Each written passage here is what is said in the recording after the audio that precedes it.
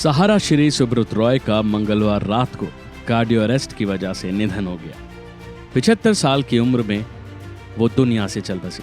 उन्होंने मुंबई के कोकिलाबेन धीरूभाई अंबानी अस्पताल में आखिरी सांसें ली।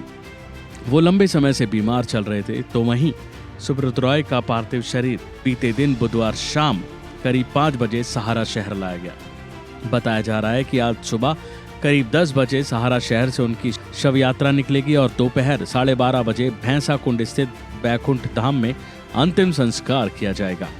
सुब्रत रॉय के जाने के बाद उनके परिवार में मातम पसरा हुआ है। लेकिन क्या आप जानते हैं कि उनके परिवार में कौन कौन है और परिवार किस देश में रहता है? क्योंकि भारत में इनका परिवार नहीं रहता। सबसे पहले आपको ये बता दें कि जैसे ही मीडिया में खबर आई कि सहारा प्रमुख सुब्रत रॉय का निधन हो गया है, वैसे ही चारों तरफ सब हैरान हो गए। इस खबर ने सभी को जोर का झटका दिया।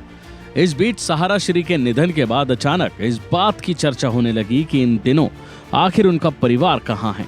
तो बता दें कि सुब्रत रॉय की पत्नी और बेटे ने विदेश की नागरिकता ले रखी है और जब भारत में उनके सितारे गर्दिश में चल रहे थे, ऐसा उन्होंने तब किया था ताकि भारतीय कानून से बचा जा सके। बता दें कि सहारा श्री सुब्रत रॉय की पत्नी स्वप्ना रॉय और उनके बेटे सुशांत रॉय ने दक्षिण पूर्वी यूरोप के मध्य बाल्कन प्रायद्वीप में मैसेडोनिया देश की नागरिकता ले रखी है। परिवार के सदस्य निजी निवेश कंपनियों का हिस्सा रहे हैं। पर अब ये बात भी बता दें कि उनका परिवार भारतीय नागरिक नहीं है, क्योंकि मैसेडोनिया देश निवेश करने के एवज में नागरिकता प्रदान करता है। बताया जाता है कि सुब्रत रॉय के इस देश के साथ पहले से अच्छे रिश्ते रहे हैं। वह खुद मैसेडोनिया में कई बार राजकीय अतिथि रह चुके हैं। उन्होंने मैसेडोनिया में मदर टेरेसा की एक विशाल प्रतिमा बनाने का प्रस्ताव रखा था और एक शानदार कैसीनो खोलने की भी बात कही थी। इसके साथ ही आप सोच रहे होंगे कि आखिर भारतीय कानून से बचने के लिए सुब्रत रॉय ने नागरिकता तो ले ली, लेकिन इसके लिए उन्होंने कितना पैसा खर्च किया। तो इस बारे में भी आपको बता दें कि मैसेडोनिया की नागरिकता अन्य देशों की तुलना में बेहद सस्ती है।